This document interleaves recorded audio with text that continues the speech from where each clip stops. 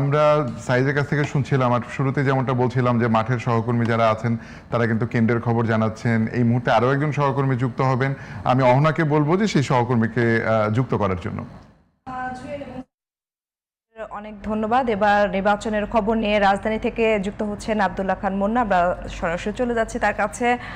মুন্না, ভোটের তো শুরু হতে আর কিছুক্ষণ সময় বাকি আছে, তো ভোটারদের উপস্থিতি এবং আইন শৃঙ্খলা বাহিনীর তৎপরতা সম্পর্কে আমাদেরকে জানাবেন।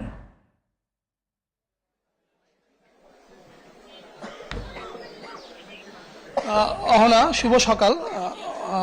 ত্রয়োদশ জাতীয় সংসদ নির্বাচন 2026-এ আপনার মাধ্যমে বাংলাদেশের সাধারণ ভোটারদেরকে স্বাগত জানাচ্ছি। আজ সারাদিন থাকবো ঢাকা 5-এর বিভিন্ন ভোট কেন্দ্রের খবর নিয়ে। আমি এই মুহূর্তে যে জায়গাটিতে অবস্থান করছি সেটি হচ্ছে ফুলকড়ি আদর্শ বিদ্যালয়। এটি একটি পুরুষ কেন্দ্র। এই কেন্দ্রে মোট ভোটার সংখ্যা রয়েছে 2573 জন। আপনি যদি একটু দেখেন যে আমার পিছনে অপেক্ষমান রয়েছে সাধারণ ভোটার। সকাল থেকেই এই ভোট কেন্দ্রে লাইন ধরে দাঁড়িয়ে আছেন এই এলাকার যারা ভোটার রয়েছেন। এটি ঢাকা 5 আসনের একটি ভোট কেন্দ্র, যার অবস্থান হচ্ছে পশ্চিম সানারপাড় ডেমরা। আপনি হয়তো জানেন যে এই ঢাকা 5 যাত্রাবাড়ি, ডেমরা থানা এবং কদমতলীর একটি অংশ নিয়ে এই আসনটি গঠিত। এই আসনে বেশ কয়েকজন প্রার্থী প্রতিদ্বন্দ্বিতা করছেন।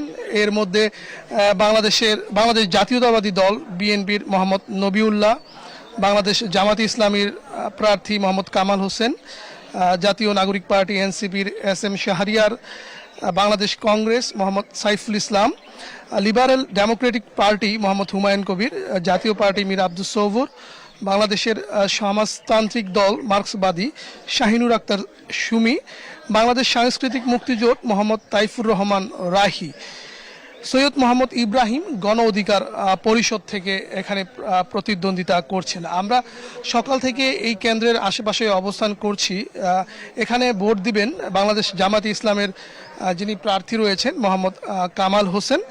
আমরা তার অপেক্ষায় রয়েছি, তার কাছ থেকে বক্তব্য শুনবো যে এখন পর্যন্ত এই নির্বাচনের ব্যাপারে তিনি কি মন্তব্য করবেন জানাবো। এই মুহূর্তে ভোটাররা অপেক্ষা করছেন লাইনে। কিছুক্ষণ আগে বিভিন্ন প্রার্থীর যারা পোলিং এজেন্ট রয়েছে তারা কেন্দ্রে প্রবেশ করেছে। তাদের প্রয়োজনীয় যে সকল কাগজপত্র, ছবি এবং যে নির্ধারিত ফর্ম রয়েছে পোলিং এজেন্টের, সেই সকল কাগজপত্র নিয়ে কিন্তু তারা প্রবেশ করেছে। অল্প কিছুক্ষণ পরেই এখানে ভোট গ্রহণ শুরু হবে। আমরা ভোট গ্রহণ শুরু হওয়ার পর আপনাদেরকে আপডেট দিব এবং এখানে যিনি প্রার্থী রয়েছেন তিনিও আসবে, তার সাথেও কথা বলবো। আর এখানকার আইন শৃঙ্খলার পরিস্থিতির কথা যদি আপনাকে বলি, এখানে পর্যাপ্ত সংখ্যক আইন শৃঙ্খলা বাহিনীর সদস্য রয়েছে, সাদা পোশাকেও পুলিশ রয়েছে, এছাড়া আনসার বিডিবির সদস্যরাও রয়েছে। কিছুক্ষণ আগে সেনাবাহিনী এবং জেলা প্রশাসনের যারা নির্বাহী ম্যাজিস্ট্রেট রয়েছে তারা এখানে পদক্ষিণ করে গেছেন এবং সার্বিক কাঠামো বা সার্বিক আইন শৃঙ্খলা পরিস্থিতি